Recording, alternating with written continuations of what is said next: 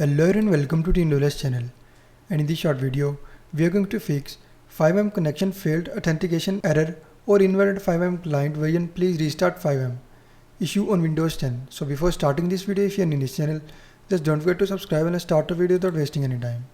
So to fix authentication issue, first of all you just need to go to start menu and then follow the step as I'm showing you in this video.